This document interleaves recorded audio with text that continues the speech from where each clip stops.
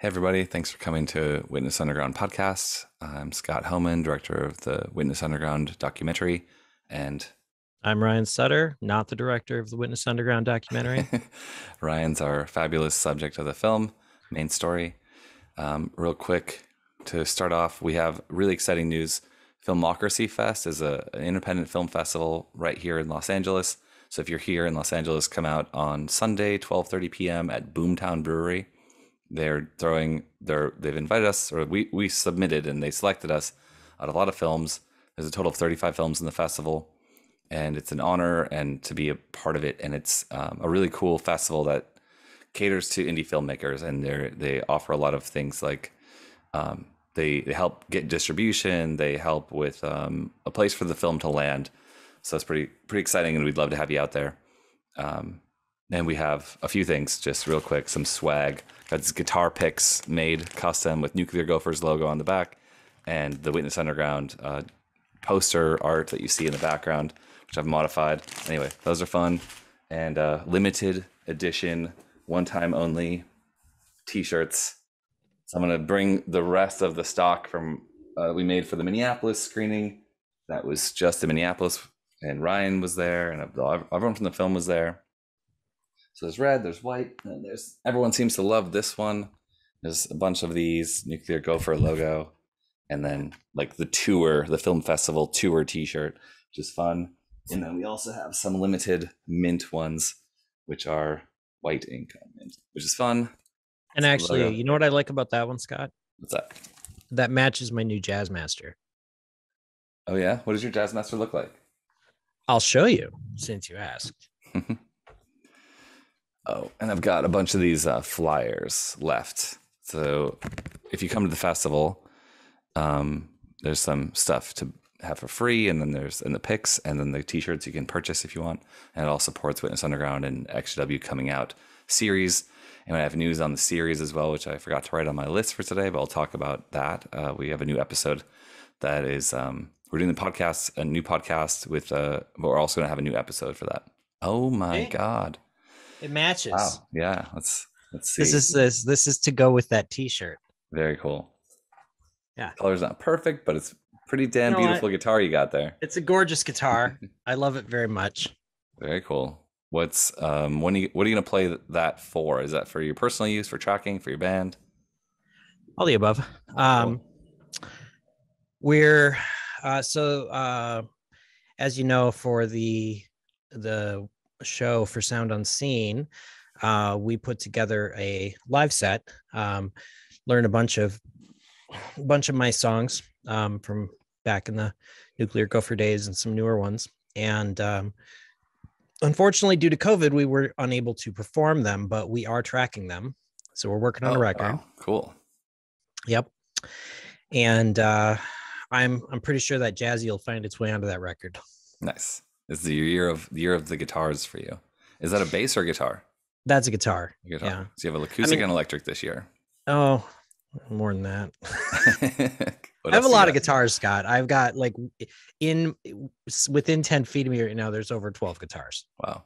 How many of them did you buy this year? I'm not sure. 3? Okay. Cool. Maybe 4. I don't know. Yeah, so everyone who didn't get to go to the screening in Sound Unseen, November 12th in Minneapolis, Ryan played 3 songs after the screening, acoustic, on a very vintage, beautiful Gibson. Is that right? Yeah, it's a 69 Gibson J45. Very beautiful guitar. That was its public debut. Actually, it made its public debut on this podcast. Oh, you're right. I forgot. Yeah. Like the day after you bought it or the week after or whatever. I mean, the thing about playing musical instruments is you are always acquiring more instruments. I was talking to Eric about this the other day, and he said, I was telling him, yeah, so I picked up a Jazzmaster, and we were kind of geeking out on that, and I said, I could potentially, sell off some of the guitars I don't play as often. I could, and Eric's like, just laughs. He's like, no. He's like, I've got like 13 guitars, and I would never sell any of them for any reason. And apparently Chad Rieger is different. He likes to buy and sell guitars and cycle through them.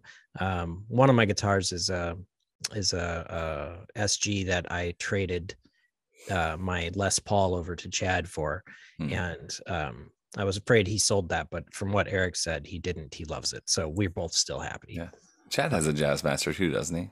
Oh yeah, that's in the movie. I played that one, and so did he. Nice. Yeah, it's a beautiful guitar. He plays it in the movie, but he played it actively in his band, and he's had that guitar for a really long time. Oh yeah, and Jazzmasters are just phenomenal guitars. I've owned a lot of Fenders of different sorts, Strats and Tellys and whatever, but I never actually got around to getting a Jazzmaster. Wanted one since high school, but finally got around to it. So nice. I'm happy. My life is complete. You should remind me about buying new instruments. I've been looking at getting that Korg mini log again, and I was this close to skipping out on work to go buy it from this guy on Marketplace, because I just like the idea of like supporting local and used personally. You can buy them new, and it's not like I can't afford it. But anyway, I was going to go out, and what's funny is my buddy I was telling you about, I ran into him at a concert a couple weeks ago, and I was there to see an ex-Jehovah's Witness perform live. Her name's Geneva Jacuzzi, and her music and her performance is amazing. And he was there at the show, and it was a really cool show called Substance LA. That same day, though, at work, he's like, man, I'm thinking about skipping out on work to go buy a keyboard. And I was like, we're both trying to skip out today to buy keyboards. It's so funny.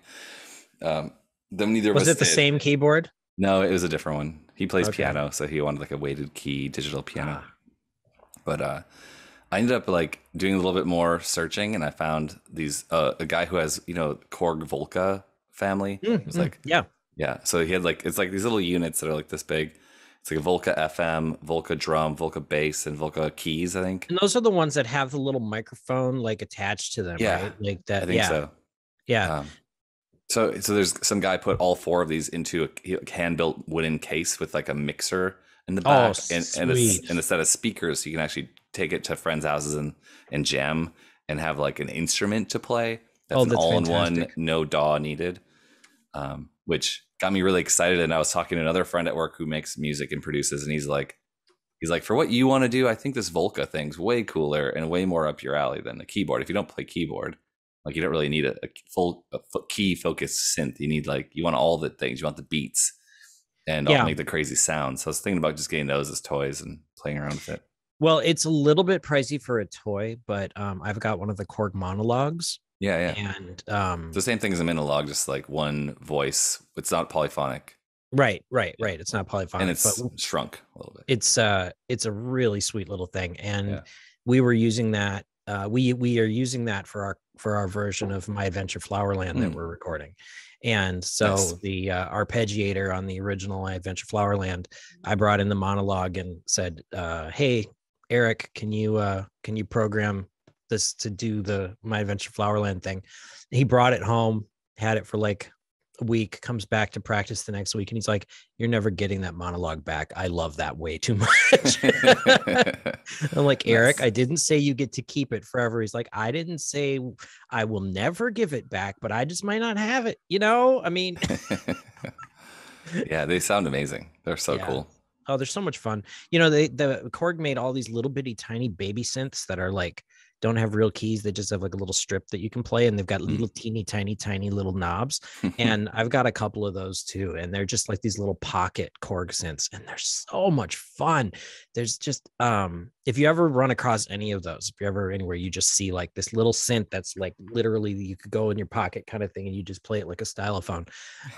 Just get it, because they're super cool. They have crazy effects and sounds built into them, and they're just, I don't know, they're like a great toy. Now that I'm done with my Korg commercial, it's also today I would like to present the Rode NT1000.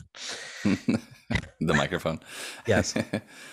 So let's talk about Sound Unseen. Looking back, it's been a couple weeks. What are some of the highlights for you? Oh God, the whole thing was amazing. The festival organizers and the festival itself, even if we weren't in it, was a blast. The the choice of material, the type. I mean, I can see why. I've never actually attended the Sound and Scene Festival in the past, which I've known it was there, but I've just never done so. It's been in my backyard for 20 years, so you'd think I would have, but shame on me. But great selection of films, right? Like just really cool movies. Everything I saw, I liked. Yeah, Not just liked, even the like Alanis was Morissette impressed by. movie. I did Yeah. not expect to be interested in that, and it was great. Same. So I had a blast. They did a great job curating. I really enjoyed the vibe. Like the crowds were good. The whole thing was fun. And then our night was, you know, it was extremely emotional, and it was like something I just could never have imagined. Like there were so many people there that like I hadn't seen in. I mean, I had people show up out of the woodwork from high school, people who I haven't seen in over 20 years, who used to, last time I saw was at a Nuclear Gopher show. People like, you know, family members, cousins, co-workers. So it was just like a really amazing collection of people that were from all parts of my life, and they were all there to support the film and support us. And the feedback was, I mean, every single person I talked to loved the movie, including the Sound Unseen guys. Adam was hugging me for 3 hours after the show, which was awesome. Yeah, Adam was great. What a good dude to have as our Q&A guy. Oh man, he was fantastic. Q&A guy. Yeah. I really liked him. And I got to say that my biggest concern was that I was going to get up on stage and play my little mini set, and that I was going to get overwhelmed by the emotion of the whole thing and not be able to get through 3 songs. Yeah. But I managed it. So you did great. Yeah, thanks. That was a nice, beautiful little bow tie on the experience, I think. That was what I was aiming for. When I realized we weren't going to get the extravaganza, I'm like, well, we got to at least end on a note that makes everybody feel good. You know, that was what I was shooting for, because I wanted to. The movie's really heavy, you know, and it can be a traumatic event for people. It was for some of the people who were there, from what we've heard. And but it was important to me to try to put a positive spin on the end and just get through it. You have no idea how nervous I was, man. I love that you showed up at like 5 after 8 8:30 screening, and you're like, hey, let's do sound check. And like, I mean, the sound guy was like right there for it. It was cool. Single mic. Get on. If it was I didn't know there was gonna be a sound check, or I would have planned for that better. I got the message that there was a sound check like while I was in the car heading out, and I'm like, I am so far away from Minneapolis, I'm not gonna get there faster than I'm gonna get there. Yeah. So no, it worked out. It all worked out. Well, they asked us like 20 minutes before doors. They're like, can you guys show up early? I was like, if I leave now, like, no, I can't get there early. No, I wish we would have known we could get there early. It would have been nice, but it's okay. It all worked out. I mean, any crash you can walk away from. I was so nervous that, you know, we didn't know how many people were going to show up, and it was like it had just started snowing, first snow of the year. People want to get cozy, and it's COVID still, and like even our crew from the band and from the film, some of them got COVID that same week. So it's like, man, is this whole thing gonna fall apart? But having 120 people show up to a screening for a movie about something they did when they were 15 is kind of amazing. Like, I guess that kind of happened in Wisconsin for me, having my guys from high school show up to the screening. And then like Mitchell is like one of my friends from when I was 20, and like they put on the whole thing. And yeah, it was just cool to have such amazing support. And like, I can't imagine that many people looking back at something for the first time in 20 years, 15 years, like showing up to do something about their teenage experience. You know, it's like very special. Actually, I've got some things that you got to see. Some recent things that I've had shared with me. Laura, there's a girl named Laura who showed up there who I met her. Yeah, she used to be at a lot of our shows, and she's CC, I think, on Facebook or something. Yeah, that's her Facebook. I'm trying to, you know, not give first and last names. But the cool part is we've been chatting, and she, after our shows, she used to walk around with a little tape recorder and interview people, Oh, cool. Wow. including me, apparently, and Cindy and other people who were in the crowd at Chloe and SP3 shows and stuff. And she still has all these No, tapes. what? The archive She continues. has more archival stuff I have never heard in my life of Amazing. of me and other people being interviewed like movie or like reporter style after some of those old shows from 20 something years ago. So I'm going to help her Very digitize cool. those tapes. And she also has a lot of photographs taken from back then too that I've never seen. So I almost leaned in and said, "Hey, anybody want to make a movie about Nuclear Gopher?" But actually, I want to make a series about Nuclear Gopher for XJW coming out, because season 3, 2022, season 3, I owe the world the Nuclear Gopher backlog interviews from from our Witness Underground content. And if there's some stuff I haven't seen, I need it, Ryan. There's a lot, yeah. And there's stuff I haven't seen, which makes me excited too. So, Yeah, very cool. yeah. Not only is that there, and we got to talk with Laura and try to get our hands on some of this. Sounds amazing. I'm so excited to hear some of that stuff. And like, it's just audio, you said, audio recordings? Yeah, yeah, Okay. yeah. Very cool. And I don't even know what we're gonna get, but I am 99% certain that there is one photograph that is shown during the documentary in which the right side of the photograph is Cindy, and that's what you see on screen, and you've cropped the left side, but the left side of the original photograph is Laura interviewing Cindy. Ooh. So this is the audio from that picture. We need to bring Laura on the podcast. I don't know if that's going to happen or not. I don't know where Laura's at in her life, but Yeah, sure. I'm just saying that what's really cool is the only reason she knew about it was she heard us on Radio K on In Friday the morning of the screening. Yeah. Yeah. That was one of the cool things I was going to bring up, is going on Radio K that morning and doing an interview. Like, we really could have slept in that night. It would have been good for spending we're going till bar close. But I was like, you know what, Radio K is putting themselves out and they're inviting us in, like, let's do it. Yeah. And to say like, hey, we're gonna give away some free tickets, and Sound and Scene guys were like, give away a bunch of tickets, sure, like, don't worry about the cost, like, we'll cover that, like, that's great advertising, thank you for doing it. Those tickets were gone the very next song. Like, someone was calling in like, oh my god, Nuclear Gopher, amazing, I need to see that. And it happened to be people who were in the Nuclear Gopher sphere of influence. We were apparently more successful than I realized, if people still remember it 20 something years later. Yeah, I love it. Actually, I had some bad news this week. A guy I went to high school with, Craig Fulford, just passed away this week of cancer. And sorry to hear that. I heard about it and through social media, and Craig and I weren't super close. We were buddies back in high school. And then, we graduated and we haven't really been in too much touch since, other than that kind of way you get like connected on social media. Mm-hmm. But two things. One, the first band job I ever played in my life, Craig was in the band.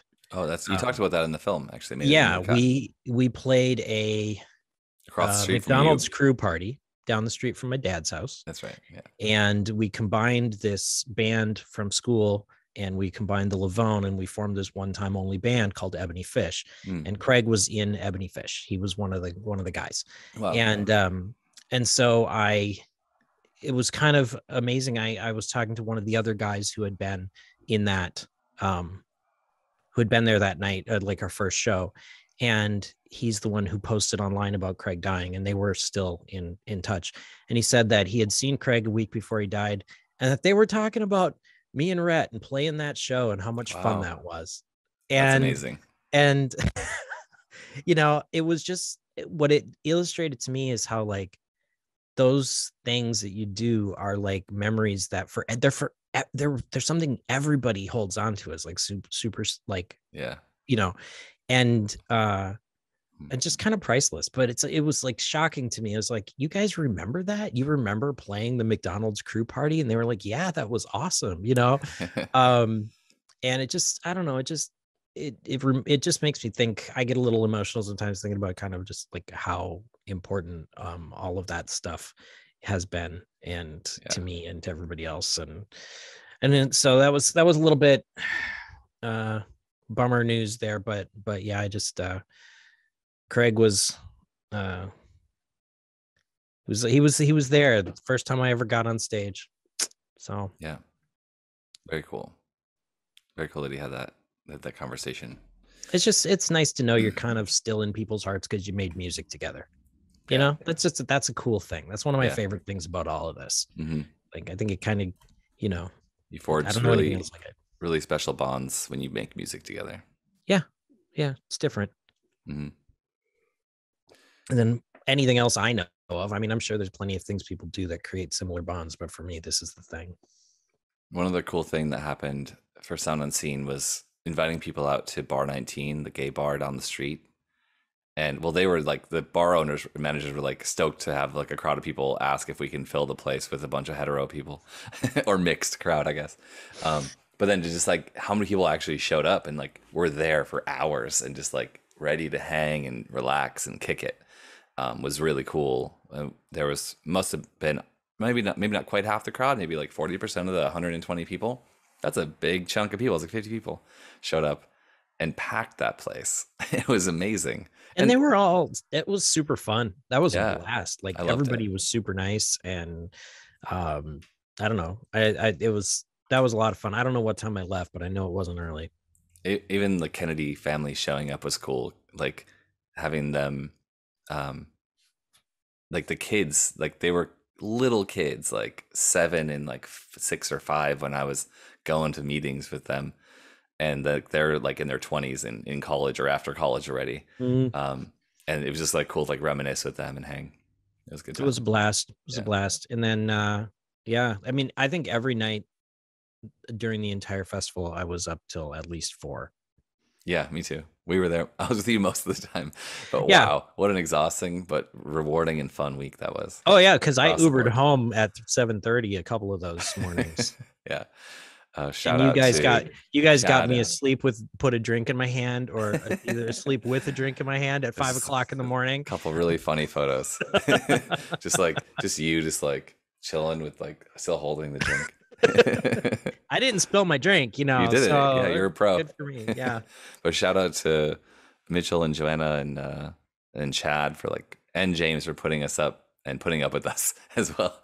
It was really fun. Yeah. The whole event was amazing, and I really look forward to our opportunity to do it all again in spring. Yeah, Because that's a cool piece of news we can share. Sound Unseen, yeah, we pitched to them because like okay, we had planned for 3-4 months. And they asked us, they invited us because they wanted all the bands to play like 6 months in advance of the festival. Like we had such a huge planning period to make that all happen, and we were going all out, sparing no expense and working our asses off to make it amazing. And from so many angles, to have the plug pulled sucked. But they were like, well, we're like, do you guys want to do it like in the future? We're like, yeah, yes, of course we want to do it in the future. Bring the film back and like we'll get the bands to play. And they're like, sweet, we'll do it. We'll put you on. Like they had a meeting and they confirmed. So it's like awesome. Like we're gonna have a Sound Unseen premiere part 2 with yeah, a live concert. Probably they said in the spring just because to get people out, you want to have not winter. And so we'll wait till not winter. they did propose, and I think we might be able to make this work. They proposed that we pair the showing of Witness Underground with a few of the old Nuclear Gopher shorts shown in a like a little collection. Yeah, Adam really wanted that. That's an interesting Yeah, idea. so that's part of why I started getting a little nerdy with some of the upscaling Oh, technology very and cool. restoration. So I'm kind of going back. You know, it's nice to have the "She Cooked Me Up and Ate Me for Dinner" video in its current incarnation, but You can if I up-res can, it. I was looking at the footage again last night when I was editing something else, and I was like, maybe that up-res would be useful for this shot. Oh wait, also this shot. Also this shot. and also like the Princess of Selfishness one I up-resed and it looks a lot better. Yeah. Which you've got a few clips from that in there that are pretty grainy. So I'm going back to the best quality ones I have. And I have a minor ambition, if if I go really crazy, to re-edit Bikini Girls at Party Beach from the original Wow. footage, because that was originally like shot on VHS, but then captured on Adobe Premiere at like 320 by 240 resolution or something stupidly low like that on a Power Mac G4 from 1999 or something. So I've got to I do Gotta have buy a the Power original. Mac G4 Now to I have the upload original VHS footage, and I Okay. can Oh redigitize wow. that, Oh, that's great. upscale that, and then edit it back up again. Was that shot where you like pause it and then okay, ready, record, and action, record, and then you like Pretty just much. one scene after the next Yeah, linearly recorded? but there are some special effects in that movie. Like there's a sequence where the POV of Reed goes out a window and down the side of a building. Oh yeah. And we did that by shooting it in reverse. We lowered my camera down the side of a building on a rope, and we pulled it all the way up and into the window, and then we put it on a dolly and backtracked it. Cool. And so then that was the first time I ever did a digital effect in a movie, was running that in reverse in the movie. Oh, just And like so, setting it to reverse frames. yeah, just Okay. basically capturing the footage straight forward and then reversing it in Premiere and Cool. editing it. So that was my first digital editing project, actually, was Bikini Nice. Girls at Party Beach. We did a bunch of that in high school. We had these cameras and the NLEs, nonlinear editors, and that was all new then in the late 90s. And we like went around our hometown in Antigo, Wisconsin, and we were like, okay, now get up on that like power box on the side of the street. Okay, now like get into like running form and then like go backwards and then drop off the thing and do this and then like run backwards and then we'd reverse it and be like whew, and then like ah and then jump off the other side. It was really funny to do the reverse footage. I love it. I love it. Yeah, the when James was originally filming us way back, nothing was digital yet, right? So, but he didn't just have the in-camera editing. We had the dual editing decks at school, and you could pull like 10 seconds of frames off of a piece of VHS and put it where you want it. Yeah. We started. That's how I started too. Yeah, that's kind of fun stuff to work with. I mean, it's pretty primitive, but if you have to like what you got, you have to really think about like what you want to show and what you want to show next. And if you screw up, you have to like go back and if you want to insert something, you have to like go back to that spot and then start over and erase what you have built already and then put all those pieces back in. It really makes you think about the work of like filmmakers who worked in the pre-digital era, like how much they had to plan and think and work. I was this is sort of an aside, but on the subject of filmmaking in general, I've was watching Dune, and I kept getting annoyed with the sound mix because the dialogue was borderline unintelligible through half the movie. And I've noticed this on a few movies, and a lot of times, it's a 7:1 surround mix or a 5:1 surround mix, and you got to tweak center channels and stuff. But like my sound system in the living room for watching movies, generally everything sounds really good, and it's rare for something that big production to not sound good. So I was kind of annoyed, and I started Googling it, and I found that a lot of people have started to have this complaint that it's hard to understand voices. And they're chalking it up to a couple of things. Some of it is just kind of an acting style where people think mumbling is kind of cool, but and another part of it is that you just have so much content being created that you don't have the same level of proficiency with knowing how to work a mix properly. But the real issue is basically digital, because you now have so many tracks available to you that you have to exercise some restraint. And if you have ever mixed music, you learn very quickly that the sound stage, right, the audio space in which the sound exists, it is finite. You can't just throw more of everything and have everything louder than everything else. And otherwise things will take up each other's space and they'll clobber each other and they'll fall out of the mix.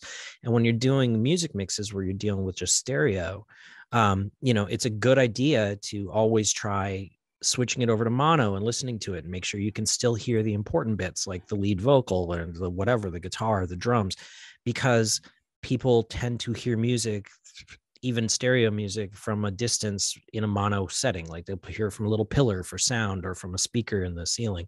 But with these mixes, filmmakers of the past had to be extremely conscientious about how much they printed to the film and how much audio they used and how big their sound was. And, they wouldn't put in extreme subsonics to try to rumble you. They wouldn't, put in 200. So they would focus on like, make sure that dialogue's good. And then whatever music we can put in, cool. And now they've got like 50, 60, 100 tracks of playground. And they just don't know how to reel it in a little.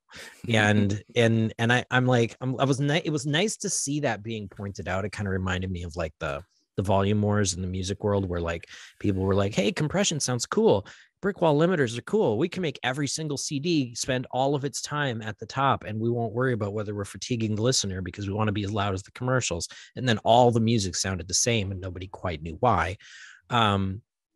I feel like that's happening with film. And you're saying you're watching the new Dune? Yeah, the new one, not the old. Okay, not the old one. No. Okay. This is the new one. And I'm a fan of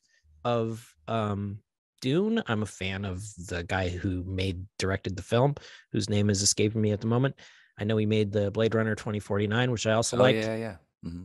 But you got to think about the fact that like it. Sometimes less is more. Sometimes you just got to have a little bit like of freaking restraint. Yeah. And the old tools, to tie this back in, tangent land here, the old tools, like the stuff we used to make our high school movies with and stuff, they actually had the benefit of making you consider like, oh, I only have this many tracks to play with. I only have this much capability. How do I make something cool in that level? Like you can see it with the Beatles when they're in that new Get Back documentary thing, where they're so conscientious about the fact they've recorded with 4 tracks almost their entire career. And now George has this cobbled together 8-track, and they're like, there's a moment where they're in the studio and they set up 4 speakers so they can hear the audio pan across from right to left. And they're just like geeking out on how cool it is. Like you can play the drums and hear it go across the stereo field. And I'm like, they were still working with these just insanely limited technologies compared to like a kid with a laptop and like GarageBand now, right. But they had to, that made them have to think. That made them have to really like scrape together what they needed. That made them rehearse the song 1,000 times and try to get it right because they couldn't comp all their parts together. I mean, they had to actually get the take. They couldn't fix, take this bit of that take and this bit of that take and this bit of that take and like mix it all together in a digital click thing on a grid, whatever.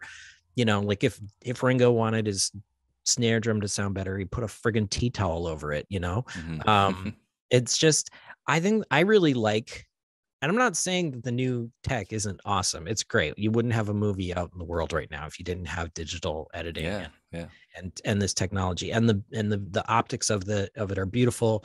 The sound quality is amazing. But there's something to be said for having some constraints. It does make you think, it makes you be more creative, makes you have to like really like see, even if you put fake ones on yourself, you're like, I will not record more than 6 tracks for this song no matter what. I think it's too bad. I feel like we're gonna have to learn this now, like as a creative process of like, learn how to have everything available to you, but just be selective and slow your roll and be more limited. Anyways, these things have been on my mind because I watched the Beatles Get Back documentary, and because I watched Dune, and because I've been recording. I'm happy to hear you're recording and that you're working on some old footage. It's very cool. I not only put down new drums for an old song, I've recorded 2 new ones, and counting Never Replace You and Ostrich and a couple of others that have never seen the light of day outside. I have like, you retracked Ostrich? I have half of a record. No, I just never released Ostrich except as that video. It's not on any record. Okay. So Ostrich will probably be on the next Ryan Sutter solo album. And there will actually be 2 of them, because one of them is going to be me and Awkward Bodies playing all the stuff we were doing for the set, which is a lot of new versions of my old songs, but performed differently. and then I'm working on a whole new album separate from that. Very cool. I'm excited. I'm glad you got the bug. You're inspired. I'm People are gonna making hear myself it. do the work, man. I'm making Yeah. myself do the work. Very cool. That's why I'm in here. Got my wait, hold on. Speaking of tea towels, I've got my tea towel on my drum kit right there. Oh, It nice. the Yeah. snare drum looks like it's a ghost of a snare drum, but it's Hmm. really because I've got Ringo's tea towel on there. And how does that sound change? It takes a lot of the ring away. Like Instead of like a harmonic ring that happens after the hit. yeah, it makes just a nice tight snare. Like think of like the snare that's on like if you're familiar with your Beatles, um boom boom boom boom boom boom right? That think of the snare sound on Abbey Road that you think of when you think of that drum bit. I just played those were the toms, but there's a snare there too. Mhm. That was But the leg slap was the snare, right? yeah, I mean, I just feel like that's the like that's the that little drum break from um bad with words. Anyways, it really gives you this crisp, like non-ringing sound that just hits and is done. Yeah. And my snare can be a little ringy. So I always thought I grew up with a drum set. My older brother played drums. My little brother took over and got really good at it. But the snare ringing always bothered me. But there's these like plastic rings you can put on that like dampens it right after oh the yeah. crack. Mhm. But yeah, I can see how a towel would do that same thing. There's a You still lot get of different yeah, you can use the rings. There's these things called moon gels, which you can put on there. They're like little like gel you pads. just put them on the snare itself. Yeah. So Yeah. if you accidentally hit one, it'll probably be a dull sound, but mostly it just dampens the ring after. Yep. Okay. Yep. It's all about controlling the ring. And the thing about moon gels is you can stick them on the top or the bottom because Oh yeah. they're adhesive and they can be easily removed. Oh, I always hate when the snare is like. A lot of times our snare was like mangled metal because like it's like screen material with like Yeah. straight, right? And they'll get mangled or bent, and then it's like just like you hit a different drum, and that thing's like. It's like, oh, what's that gross sound happening? But, Yeah. There's there's a lot to maintaining drums if they go places, but if you yeah, keep them in a building and you don't torture them, it's not sure. too bad. But my snare is I mean, my kit's not awesome. It's a mid 70s Tama set kit that I've had since the early 90s or mid 90s. Nice. It's been around the block. It was used for all the Pop Riveter records. Very cool. One cool thing, you met Kyle and Dan at the Madison screening from my band in high school. We were just a high school band. We played prom, but then we played a lot of like shows and graduation parties. At that time, before we started the Clones, where we like made a real album and we played a bunch of shows like out at bars and stuff. There's this roadie that I worked for and who was like, I don't know how actually Dan got to know them, but Dan and Kyle, but they ended up naming after I quit the band, they formed another band called The Motors with another guitarist who was really good and as good as Kyle in a lot of ways, and just like they had like a really good dynamic. I was just like a rhythm, I just like filled in and played, rhythm stuff. And so like anyway, they became The Motors, but The Motors comes from the name of a roadie for Cheap Trick. And he was a friend of ours. And he was one of my very first bosses during and after high school. He like ran a landscaping. He moved after his roadie days and living the high life and being on tour with all these bands. He ended up getting married in Hawaii, this beautiful woman, Kat.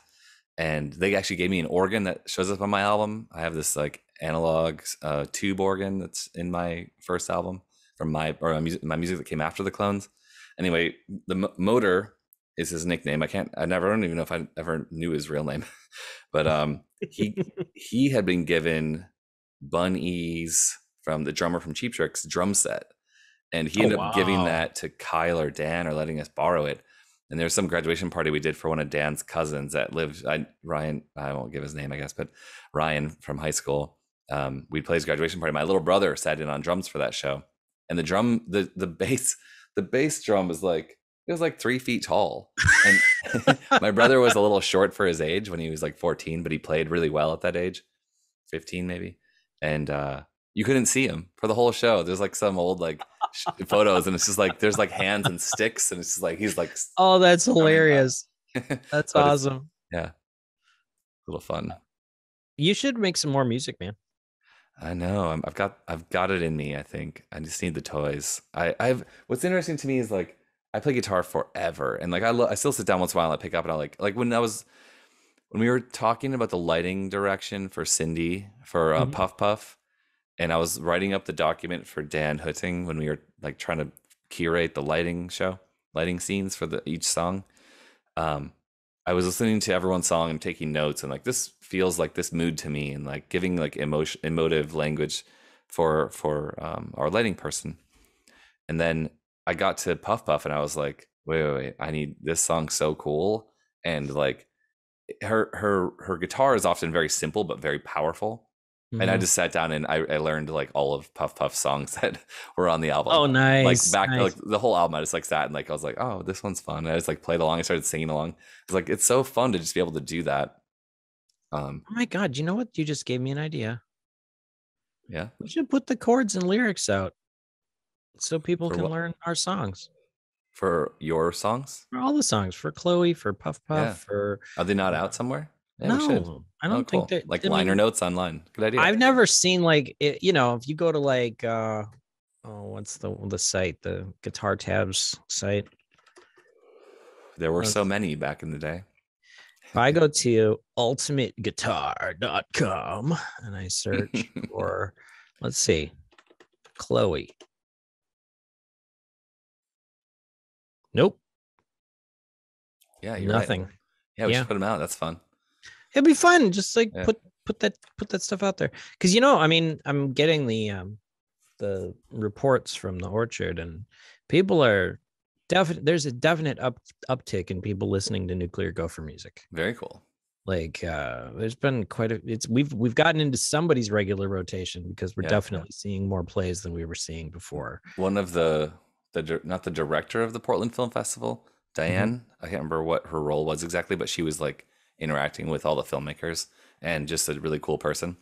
She's like, I saw your film. She's like, I saw every film, which is rare, but she's like, I love the music. I would buy that music today. Not like I would have bought it when I was a teenager. I would buy that today. Like your stuff is so cool, and like it's amazing that there's this like gem of art that no one has heard of, which I thought was a really cool feedback from Yeah, someone that's that has no fantastic. connection. I mean, it does point to how bad I was at running a record label, but other than Props or a little plug. Ryan is going to be running a record label from now on. that, Again, maybe he's learned some things. I've learned some things. I'm better at it now. At least I ought to be. Um, I've actually got a couple bands already interested in joining up. Oh wow. Can you tell us? Probably shouldn't until I've got something of theirs to release, but Okay. there are two Very bands cool. that were not part of the old world that I'm a fan of, that would like to get their music out on the new Nuclear Gopher. So Very cool. That's awesome. It's very yeah, exciting. it is very exciting. Any news on how your studio's doing? It's a winter Uh, project, right? To like get it ready. yeah. Well, the in the house studio is currently doing quite well. Fully functional. Tea towel and all, fully functional and being regularly utilized. Cool. The external building studio, I just acquired air conditioning for it today, so that's Does that exciting. include air conditioning for winter? No, the winter is a different issue. I'm getting I still have to get I have temporary heat out there right now, but I've got to get my permanent heat situation in place. Gotcha. But This is the studio as seen in the movie, if you've seen the movie. yeah, that building is the shell that is housing the studio that is in development. That has been in development for many years, but now I'm finally getting around to making it happen. So I'm probably going to start a whole separate podcast just documenting the build out of the studio and the whole thing. I don't know. You can do it on this podcast, but if you want to start a new one, that's on you. No, I mean, it's not that. It's just shooting. This is your podcast too, This is sort of the Nuclear Gopher channel. Yeah, and I'd like to kind of document the rebirth of the Gopher. So Yeah. Cool. I mean, there's a good chance that like 90% of the work is going to happen in March. Yeah. Just Once your big work project ahead of is stuff. like on the Yeah, when down I'm tail. exactly, I got to get past this heavy lift at my day job at the Yeah. moment, but we will get there. And a lot of in the meantime, I'm doing what I can do. Cool. Maybe it's time to show off some very important news I got for the film Yeah. Witness Underground. I have a letter, and I ripped it open without even like thinking much about it. But this is actually really cool. I don't know if you can see it, but this is Library of Congress, uh, United States Copyright Office, Washington D.C. So I ripped Nice. this thing open. I guess I was busy and not paying attention, but this is You just tear open stuff from the Library of Congress. I see. So a little cover letter, and I guess maybe I shouldn't show off all the numbers, but it's legal documents, so maybe it doesn't matter. But this is very official. The title title of work, Witness Underground, completion publication, year of completion 2021, January 1st, 2021, first publication, nation of first publication, United States. I'm the author. Work made for hire, no. United States. Copyright claimant, me. Limitation of copyright claim, and it lists all the things that are in the footage that have copyright, new materials, all the things that I created and shot, and yeah, all the things I created for the film, wrote for the film. And then we have Nuclear Gopher, Ryan Sutter, your email, and I will just flash your phone number. Yeah. Just let's show that to the whole world so they can all start calling. But it's very official and like very much cool thing. And this is how long registered copyright. Yeah, the film is now. You can't have it, people. It's ours. But that feels like a life accomplishment. Like I have something in the Library of Congress that will last as long as this country lasts. You know. Yeah, so we do. What, 2 more years? Yeah, we'll see. I'm letting my pessimism show again. Dang it. That's great, man. That is very cool. That is very, very cool.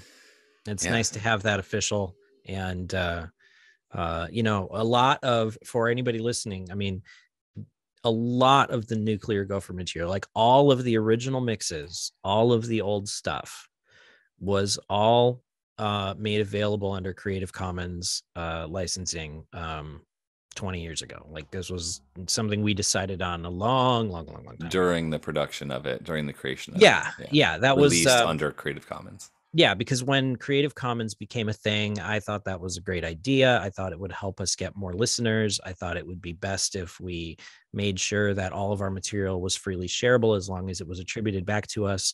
And that would encourage distribution, and want people to worry about whether they wanted to use one of our songs in some indie film they wanted to make or something. I would rather have them use it than not use it. So we it's also like philosophy of the early internet. And it's one of the best things of the early internet. And it's kind of like what you see today with NFTs and altcoins and like DeFi financing, like making yourself your own bank kind of thing, or like using banks for person-to-person banking. Like all this new Internet 3.0 stuff is like all harks back to that early internet philosophy. It's actually pretty interesting. If you ever, I don't know if you've ever read any thing by Lawrence Lessig. He was the a lawyer who came up with this idea. It was founded in 2001. I'm just looking at the Wikipedia right now to refresh my my brain. But one of the problems with traditional copyright is that the U.S. Copyright Act, in order to keep Mickey Mouse from leaving copyright protection, it used to be something along the lines of you had copyright for like 18 years and then you had to renew it.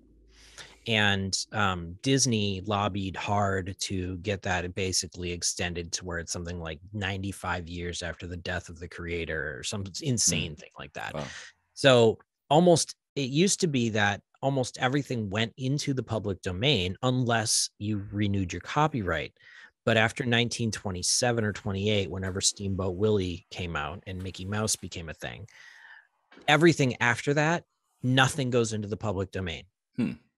So unless you explicitly grant it into the public domain, or unless it, gets presumed public domain, because nobody involved with the production still exists. It was copyrighted to a company that is defunct or something like that.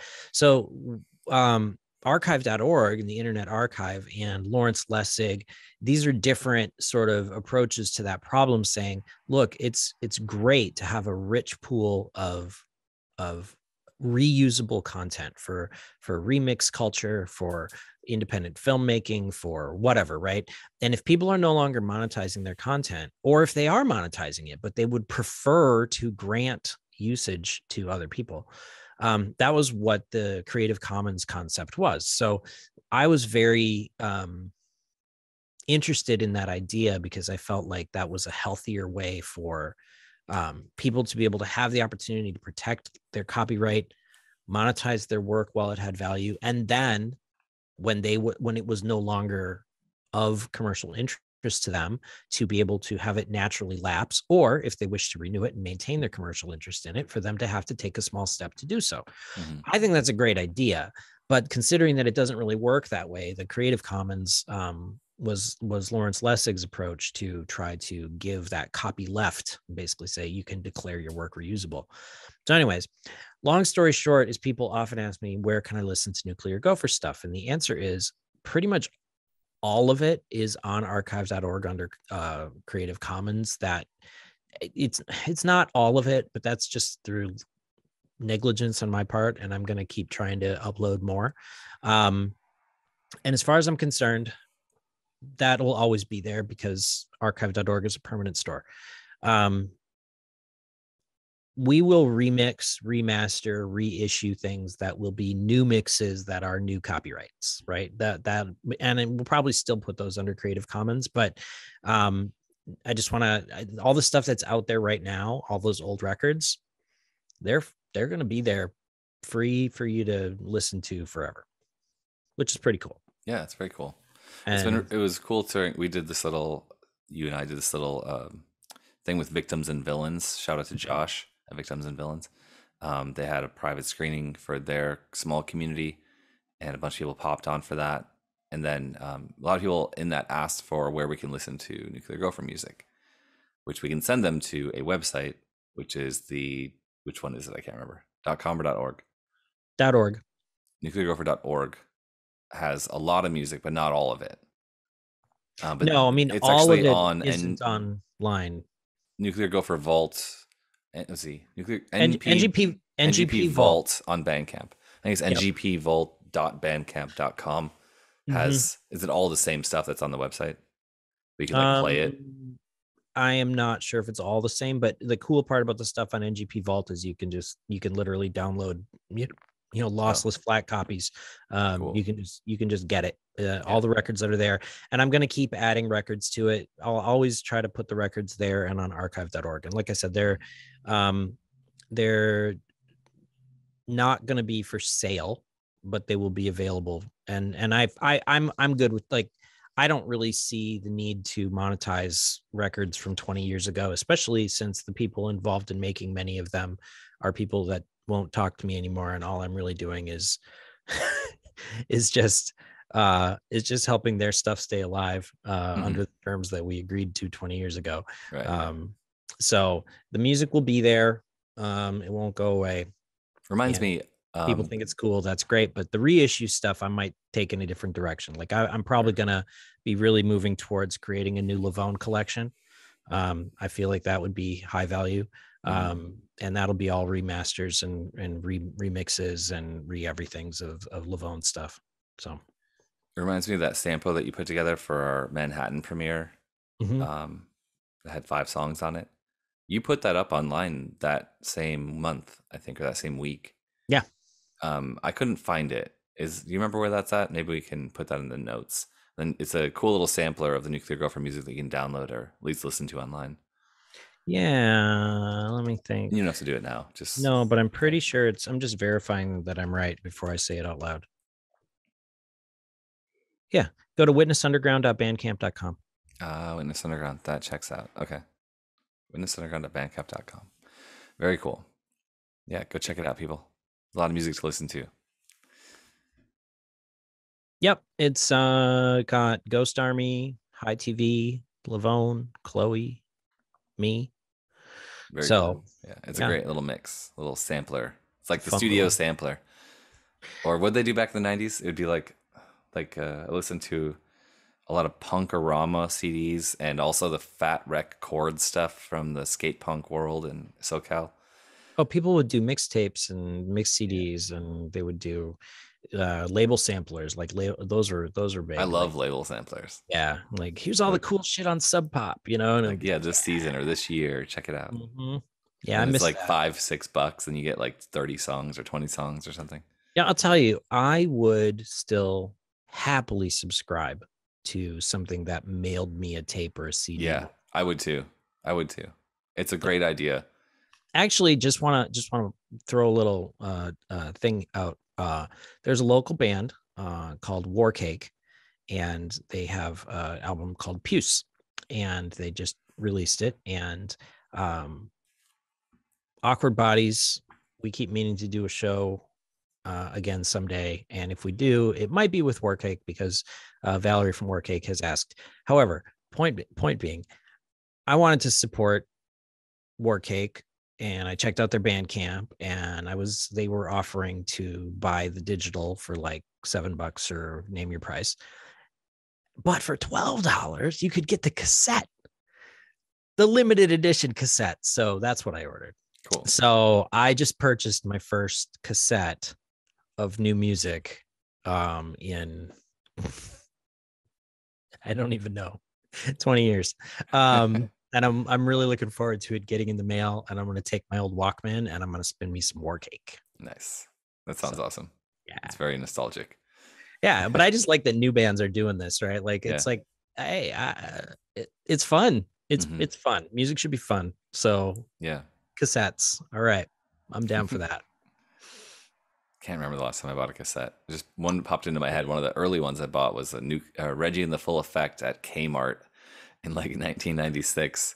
I don't know. No. Sorry, it wasn't that. It was Flaming Lips, Transmissions from a Satellite Heart. Oh, nice. I listened the hell out of that tape. That became my like soundtrack to waxing my snowboard, which sounds very strange, I'm sure. But I did a lot of snowboarding, and I would wax it like every time or every other time. And I would be like, all right, put on Transmissions of Satellite Heart. And if I'm not done by the end of that, I'm doing something wrong.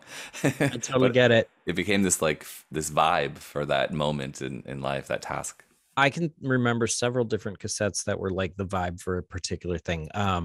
For a while, when I was doing my paper route, when I was like 14 years old, I would listen to Peter Gabriel's Security, the album with Rhythm of the Heat and Shock the Monkey. And the reason was there's this hill that I would get to at the top of my route, and I would time it so that I get to the hill at this exact moment at the beginning of this song. And there's this like the drum part at the end of Rhythm of the Heat where they do this insane, crazy like drum beat thing that's like in 25 different movie soundtracks. But going down this hill on my bike and hitting like 30 miles an hour on my bike while listening to that was this thing I would do before school when I was like 14 years old for like a whole summer. Every day it was like I would bring that one and Dark Side of the Moon were my two kind of go-tos. But for that one moment, like get to the top of the hill, make sure I'm queued up at the right spot on Rhythm of the Heat, and then go down the hill really fast. Well, so great. Sweet. Anyways, what else? Is there anything else going on we need to share with the good, fine people who sit through all these things? Yeah. So I mentioned Victims and Villains, and that was a really fun thing. I might do more of that. A little, if anyone wants to do this and they want to watch the film, a private, where I control the film or someone does. I don't want to give out the password to our feature. Wants to watch the film in like something like Discord or Slack, or there's a few other ways. There's a bunch of other ways to watch a movie as a watch party. We can do a watch party together. That's what I'm trying to say, for the film, and then do a Q&A after. So if you have like a small community of ex-Jehovah's Witnesses or people that are from other X communities, or just like you just know people that think would really appreciate it, I'm down to do that. And I know that you're up for popping on and hanging out and having a chat after. And other people in the film. That one. I didn't actually know exactly what Victims and Villains was, so I wasn't sure what the situation was. But you were like, "Here's a Discord link, and we're going to talk about it." So I popped on. It was fun. It was cool. and James came for that. I know other people were interested, but they were busy. So I think that's really fun. And like, I'd like to actually tour the film around the country someday, but I kind of want other people to like host it. I don't want to have to like try to find people who care and like market it. I want, if you bring 50 or people or 20, 30, 50, 100 people, we can do something in a theater if it's 100 people or something. But if it's like 10 people, we could do a watch party maybe or something. The more the better, because I'm going to put the effort in. Like, it'd be cool to like have an actual audience. But I'm interested in that. And then what was I going to say? Oh, I wanted to promote a little bit here at the end. A British father and daughter hosted us on their podcast called "What Should I Think About?" And I think it's for Twitter. It's like the @ symbol. What SITA should I think about? What SITA, if you will. And they had us on. I thought that podcast was amazing. Like, they did such a good job. The questions were amazing, like so good. I think that we did a great job. One of our better podcasts being interviewed. There's not that many where we're both interviewed, and maybe it's the only one we're both interviewed. And so if you haven't heard of that one, you should check it out. He's a former Jehovah's Witness. He got out like 20, 30 years ago, and he became a psychologist. And so he has a degree in psychology. He works in that space, and his daughter was born after he left religion. So they do this podcast together where they sort of like a father-daughter, like get to know each other kind of situation, and have a relationship that way. Sorry, I just had a brief visit. We're okay. Okay. I had to meet for a second. What I was going to say is, just they have this father-daughter relationship where he was in the religion, is out for many, many years, decades, and she's never was, but she's in her 20s. And so like that dynamic is really interesting, and they have very different questions to ask and discuss. But I just wanted to like shout out to those, I can't remember his name at the moment. I feel bad. I can look it up. But anyway, I thought the podcast was great, and you should check it out. And you check out their podcast in general. And they do like 2 episodes. No, it's like an episode a day or 3 or more episodes a week. It's like they're doing a ton in the space. And I feel like he has a very similar position as we do, you and I, Brian, of being sort of like not tied up in the ex-Jehovah's Witness experience, like not really there to like, it's not a therapy session. It's just like a curiosity. And so him and I have talked outside of the podcast about how for him, it's like, it's been really fun to like reminisce about these things and talk to other people who have left. But it's very much like there's people who are like the first 1 to like 7 years is like people are upset, they're angry, they're like, they have an agenda, they're trying to dismantle the religion. And then it's like after 10 years, people chill out and have lives on the outside. And if you have more than that, people have a different perspective. And I feel like his perspective is this very calm. We can reminisce, but it's not that big of a deal. It's interesting. Let's have fun with it. And I feel like their podcast is really fun. Yeah, you have to be far enough away that it is no longer on fire for you. Yeah. I mean, it's something you can still be interested in, and I think intellectually passionate about. But if you're still just pissed off, like daily, that's maybe not so good. But those guys did seem very, very. It was very nice talking to them. It was a really, really cool thing. I should check that out. I haven't listened to the podcast, so I apologize. Apologies to them. I know you don't listen to any of the podcasts we do. I never listen to podcasts. Oh, really? Okay. I'm a huge consumer. I probably listen to like, right now it's probably something like 10 hours a week, but it was probably something like 30 hours a week for like most of the last couple of years. I can do all working. That's why. No, I used to. I can't work and listen at the same time. So then it's kind of a thing where I at one point, I don't know, a couple of years ago, I was subscribed to a gazillion podcasts and constantly listening, and then I just unsubscribed to all of them one day, and I've never really, I don't know, I don't really listen to talk. I listen to music and I read books. So but I do love participating in these, and I think it's great, and I'm glad other people enjoy them. So I think you do a great job participating. That's why you're here every time. Thank you very much. I appreciate that. As do you, Scott. Oh, you're doing thanks. a great job on all of this. Plus, I mean, come on, look at you. You look great. Oh, thanks. You too. Do you know anyone who you want to bring on? It's been on top of mind or you've thought about? Uh, let me get back to you on that. Off the top of my head, no, I don't have. For Any. sure, I everyone feel like in the there's movie. something, but I'm a little fuzzy. So I feel like this is we've had a couple people that we've been like, oh, they should come on, but I don't remember anybody right now. Gotcha. So Okay. Yeah, we can talk offline about that. yeah, But I guess we should wrap up. Yeah. yeah, I gotta go do some home things. Okay, that's fine. It's been an hour, so just wrap up. I'll just reiterate we put at the beginning. Filmocracyfest is this Sunday, December 12th at 12:30 at Boomtown Brewery, and come out if you can. There's going to be like a film festival. Film festival marketing or film festival mastery group of like filmmakers and actors there, which will be fun. There's gonna be a bunch of XGWs, two actors who are XGWs. One's a Star Wars filmmaker. He like did the Clone Wars animations and story Oh, writing, cool. and he's gonna be Nice. there. Another one, I won't give away their full names for to your point. Bonnie, I won't give her full name, but she's in a movie I just saw at a film festival. That's how I connected with her. And then there's going to be a bunch of my LA friends, a lot of them that you met, and it's going to be really fun. So everybody who's listening to this, if you're in LA, come out. We look forward to meeting you there.